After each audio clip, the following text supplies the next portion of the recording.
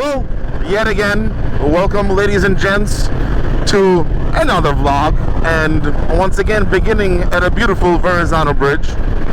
So I don't quite remember what was the last vlog I recorded. I think it was the trip to Manhattan vlog from a little test over there that I did not feel like recording after taking it because it was quite exhausting ordeal. It was like a 6-hour thing, and it was just absolutely sucking every single ounce of the energy in me I had. So on the way back, all I did is just like settle down and just rode forward and took a nice long relaxing nap until inevitably I had to go to work. So today, while we're still going across the bridge towards Brooklyn, we're going to be going by the beautiful coast and going into Long Island. I haven't taken you guys to Long Island yet, so it's going to be that way. It's going to be a interesting experience. GPS states it's going to take an hour and a half for me to get to my location. We'll see if I can beat that time or not. I think we're going to a party. I don't know how big it is. I'm not being told how many people are attending. I'm just going there because I want to ride. I've been mulling it over, and I thought to myself, well, what else am I going to do today? I aired up the rear tire to 40 psi. It's going to be jumping me 41 and maybe 44. For my fat ass, that's okay. I haven't touched the front tire, but the lower tire was in like 30s, and once it goes up to heat, then it goes to like 35 or so. I usually keep my rear tire at a 40, and I don't know whether it's right or not, but that's what I like. I like my rear tire a bit firmer, because not only because of my fat ass, but also the extra weight that the bike has to carry, aka the two leather bags, the self-fabricated aluminum rack. I know I talked about the self-fabricated rack while I was talking about accessories that I put on it, but I've never got into details. Maybe when it's time to replace this rack with some solid steel construction, I will go over exactly what I did with that aluminum thing. It's literally held by a steel stick, a JB Weld steel stick, and nuts and bolts and capture screws and whatnot. I don't know how long I'm going to be recording riding in Brooklyn, because as you can see, all of a sudden the traffic has begun, even though I just looked down from the bridge and there was no traffic there. But apparently traffic wants to begin when I get on the roads. Thank you, van. Thank you for changing your lanes right in front of me while I was trying to go fast in the fast go only lane. But it's okay. So this is Belt Parkway. I'm pretty sure. I think that's what it's called, Belt Parkway, and it stretches around the belt of this Brooklyn, and I think it goes into Queens as well, and straight into Long Island. Pretty much this road turns from a Brooklyn highway, I guess you can call it, into a Long Island highway, and that's where we're going. I don't know if I talked about Long Island before, but I'm gonna tell you my experience with Long Island. It is extremely coveted area to live in. That's where most of my coworkers live at. Simply because just the quality of life is so much better than it is in the city. Long Island is outside of the city. It's not considered New York. It's not a borough. Nothing of the sort. It does border New York City, but Long Island itself is a completely different beast. It's like, ooh, bumps. I know there are bumps on this road. I fly through them all the time, and every time I fly through them, I'm like, am my bolts getting looser? Am I gonna fly off? Is all of my possessions gonna appear on the street? I do have a story about Belt Parkway, but I'll tell you once I finish with the Long Island bit. So yeah, it's a very coveted area to live in, and a lot of my coworkers live there. And it's unlike the city, it's not a liberal cesspool of let's build more bike lanes than roads for cars, because we need to force our residents to use public transportation and bicycles because that's the way the city's going. Pretty much, you think California is bad? New York is not too many notches behind that cesspool, but it's getting there. It's getting extremely worse. Not only in terms of crime, but in terms of like infrastructure for normal everyday commuters, and they mostly cater to like this new generation of people who live in the city who work in like service center instead of like normal hardworking blue collar people. And you know, there's a difference between these service people and normal blue collar workers. You know, we're not talking about a cashier or a truck driver who loads stuff into trucks and deliver. We're talking about these raised on privilege type of people who work in like tech centers, and these new age accountants who take bicycles everywhere because they don't ever handle real money. They only handle imaginary money and numbers on a computer. So you know, everything is digital for these people, and that's pretty much, I'm stuck behind this van, aren't I am stuck behind this van. I don't like driving behind the vans. I can't see over them. And then there are bicycle and scooters and electric devices type of people. That's what the New York City is going towards. And they're introducing a bunch of extra taxes on people who ride gas vehicles or cars into the city. This congestion tax they're proposing, or actually already passed, and they're going to be making up numbers for that. The numerous tolls to cross the bridges you have to pay, to cross the tunnels you have to pay. There's no way to get into Manhattan without paying a toll unless you're taking a public transportation. And if you guys ever been to New York City and you're taking public transportation, it's a novelty thing for tourists who like, ooh, subway, ooh, train, ooh, ferry, ooh, buses, ooh, express buses. It's like a new thing for them. Like, my fiance's from Jersey, and she like couldn't wait to take the train and couldn't wait to take the ferry. But for us people who live here, who take this thing every day before we get our 2 wheels or 4 wheels or 3 wheels, whatever it is you ride, public transportation is just a pit of disgustiness and crime and rats and smells. It's just not a healthy place. And no matter how much money the MTA gets, it never gets better. It just gets worse. Unlike Long Island, which is nice, a different type of world where freedom still matters and roads are free. You just gotta watch out for their troopers there. They're like hardcore about speeding. But that's besides the point. All I'm saying is I'm going to a better place. It's just getting there is a pain in the ass because you have to go through all of this wonderful bullshit. All of the traffic that leads from Brooklyn to Queens and to Far Rockaways, all of that traffic is just building so much frustration and anxiety. Oh, disgusting. But I did mention about the story that I had about Belt Parkway, which is this road. We actually passed a bit while I was ranting about the cesspool that New York City is. I've got into a very interesting accident there, and you know, it was a one vehicle accident just involving me and the road. So I was riding home late one night after I rebuilt my Sportster. I will talk about my Sportster rebuild process definitely 100% once again. But what happened was I just rebuilt my Sportster. I just put on the front forks with a double brake discs on it, like completely rebuilt it, brand new. I converted from a single disc to dual disc brakes. I was excited. It was my first day back on the Sportster, and I was just chuffed. And I decided to take Belt Parkway for its scenic routes, just to take it easy on the Sportster, to make it an easier ride for it, because I don't want to ride in stop and go traffic the way I usually get to my house from my work.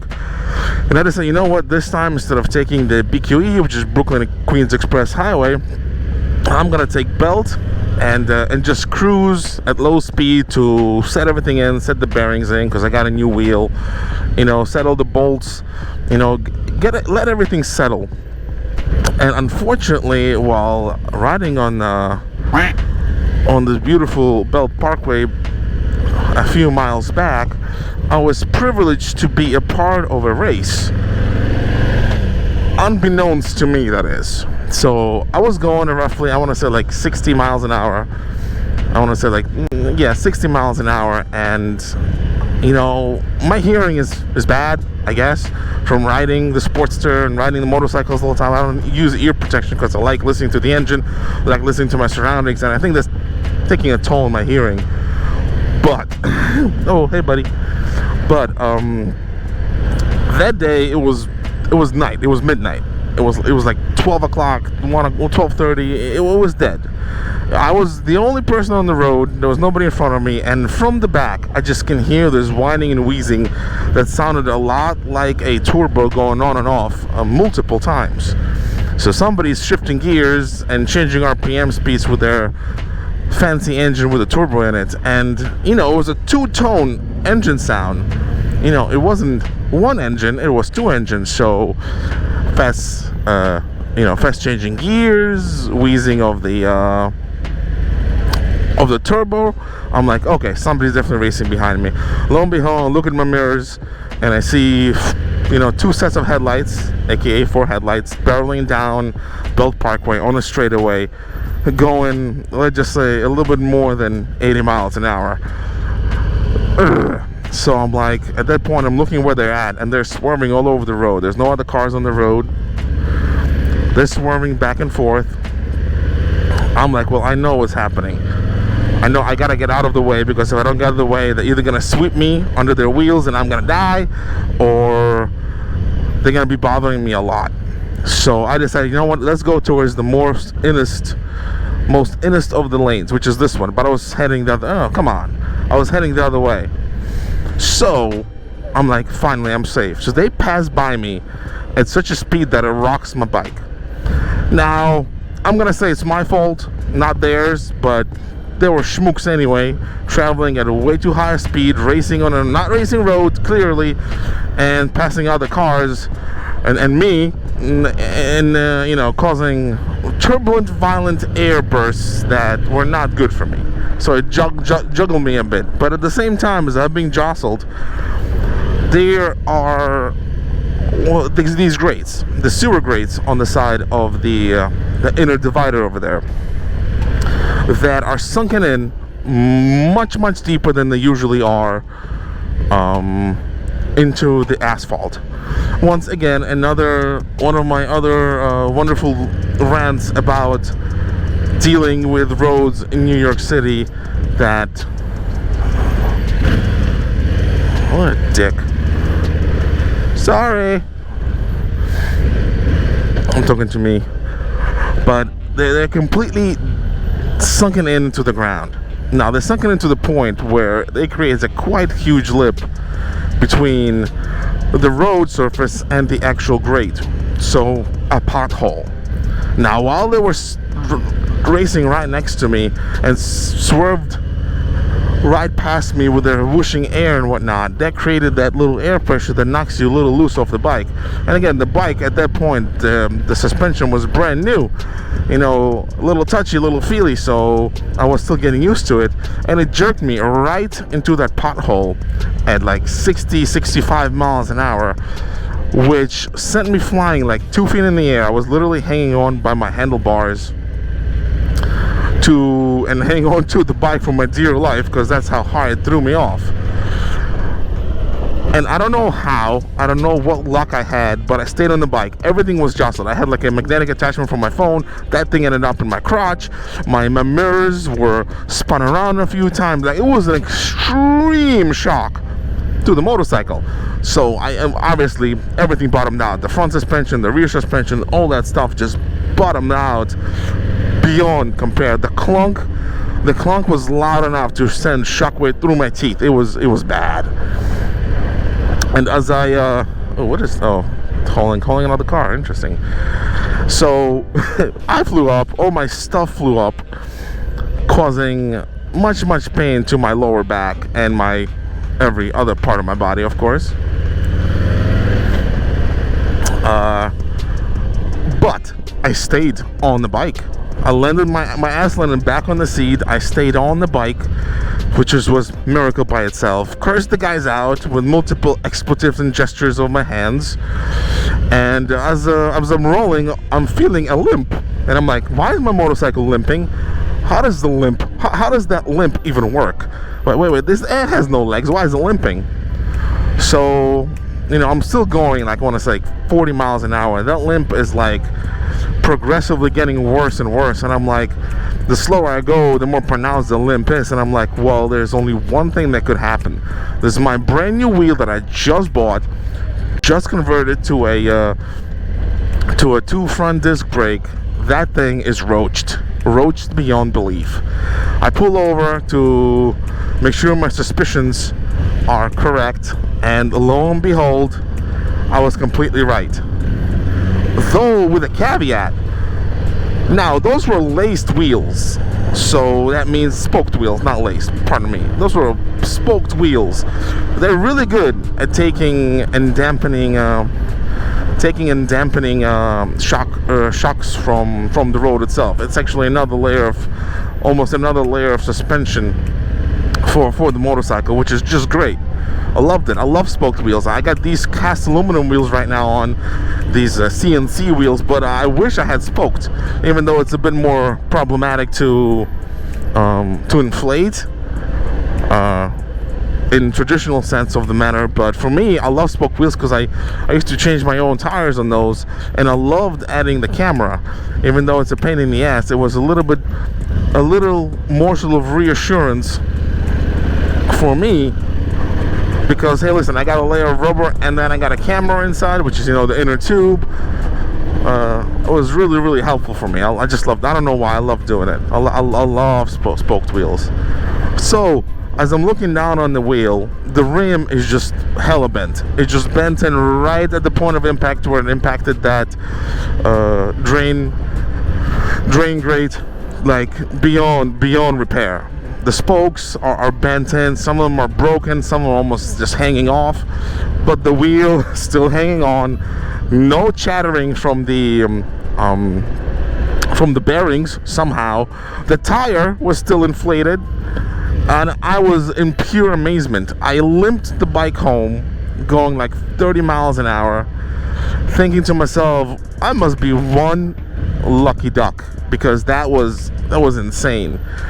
And as I got home and the next morning I removed the wheel and checked everything around. I don't know if I have some pictures, but if I do, I'm gonna pull them up.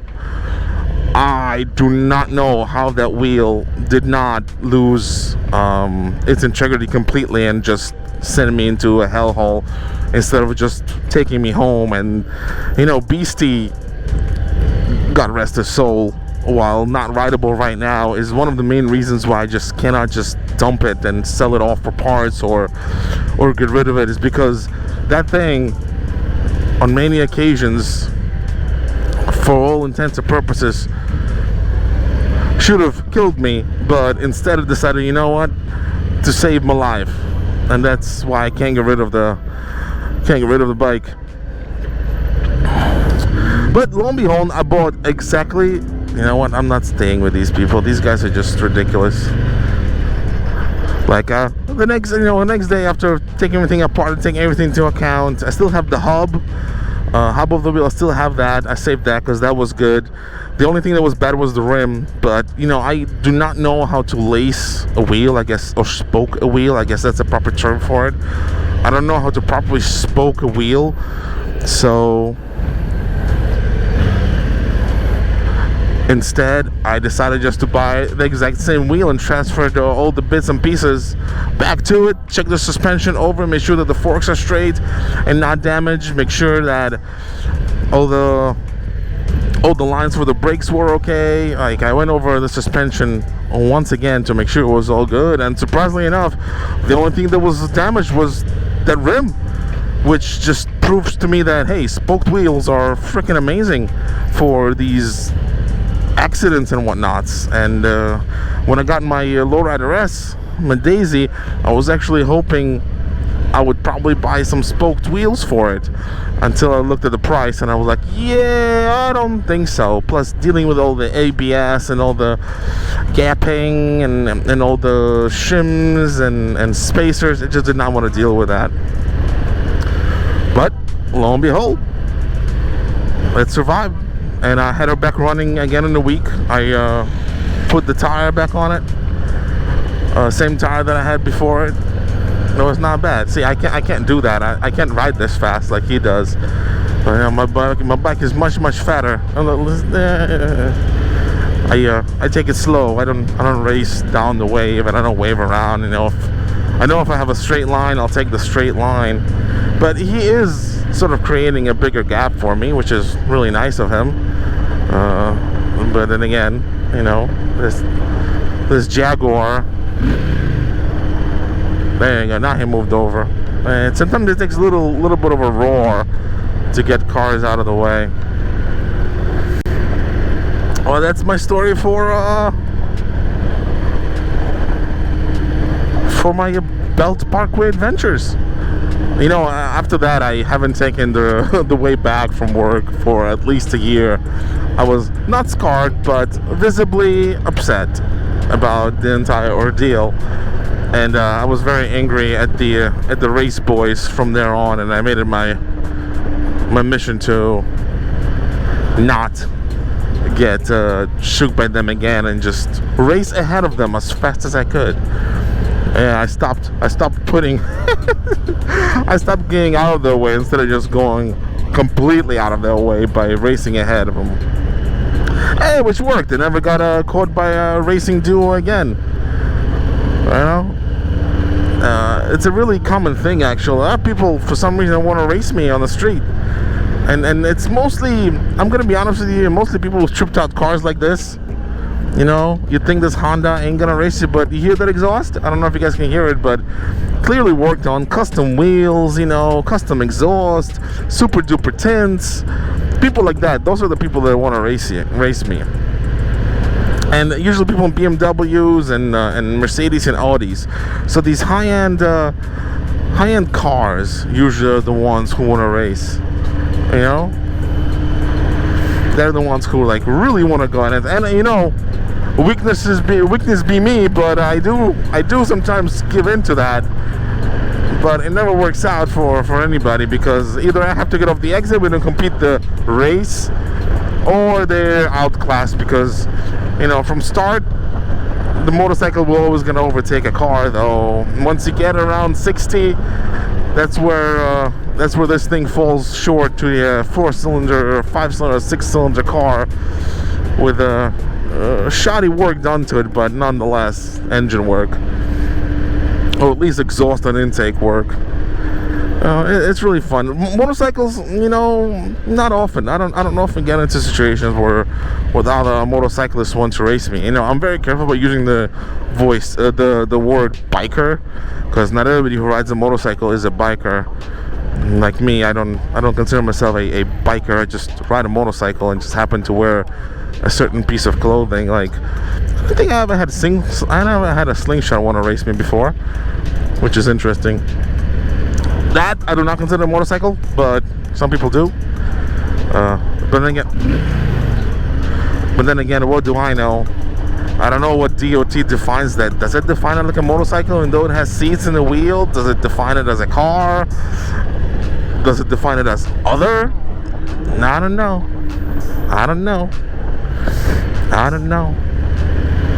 But yeah, most of the time it's the like 300s and 250s ninjas and the like, who really like ripping it down the highway.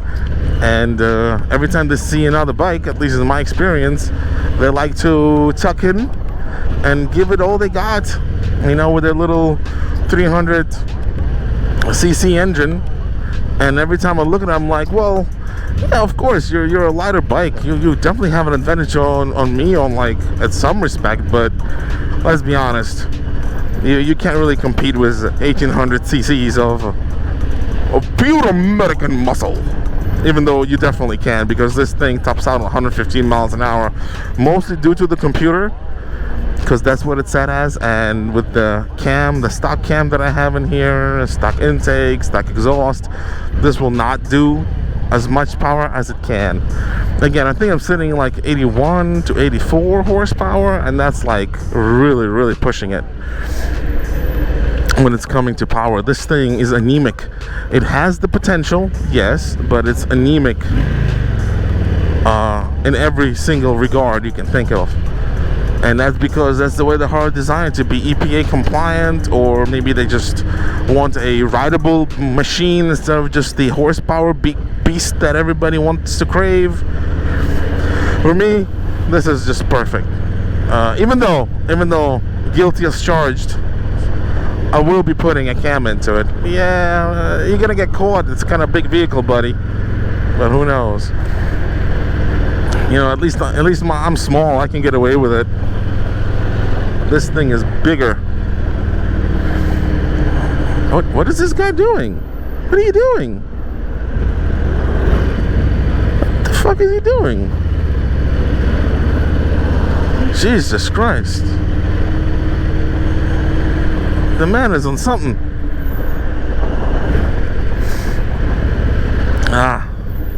Of course, more traffic. What else would it be? And by the way, love this road.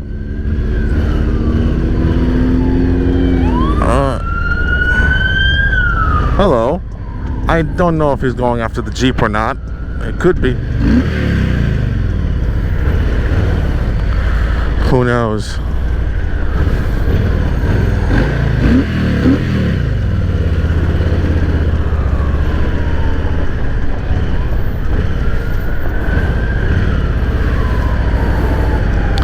I don't know. I'm curious. Let's see where they go.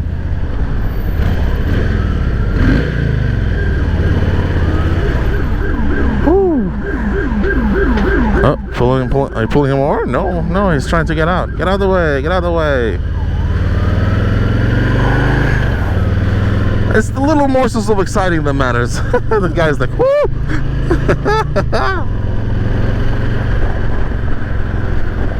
Listen, you gotta keep up with him, though.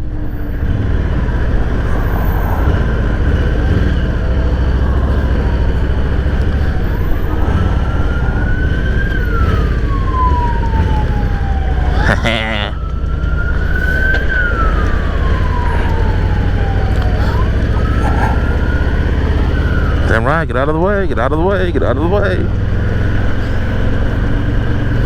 Everybody's always curious about where the cop going, and they always want to follow because they clear out the way for you to go. Except when they zigzag. When the clearing out of the way doesn't really work out. Come on, get in. Whoop! Damn right. Damn right. Come on. Get out of the way. Get out of the way. TLC. Always the best. TLCs are just the best.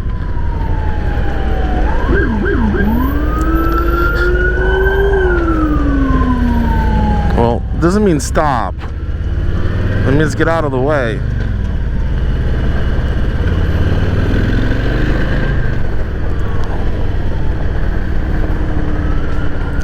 Oh, I want to, but I'm not gonna do that. I'm just gonna continue lane splitting.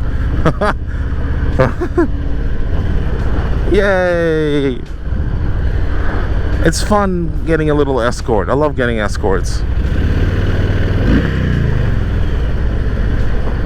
Everybody's very excited. Everybody's super alert because now I heard a cop, so they'll be paying attention to me too. But I'm having a feeling they took the shoulder all the way up. I don't think you're able to. Oh, there they are. Oh, I see them.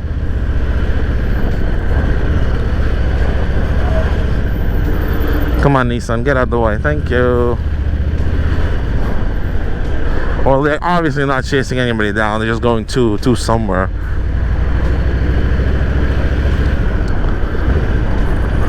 That ambulance is in the way. Come on, little Ford. You can do it. Close the gap. Close the gap, little Ford.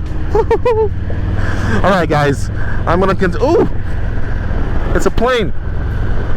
It's a plane. Oh, there it is. Woo! It's a plane. Shadow looming over. Alright, guys, I'm gonna talk to you guys when I get it to Long Island. We still have a little ride before we get there, and I'll talk to you then. Adios.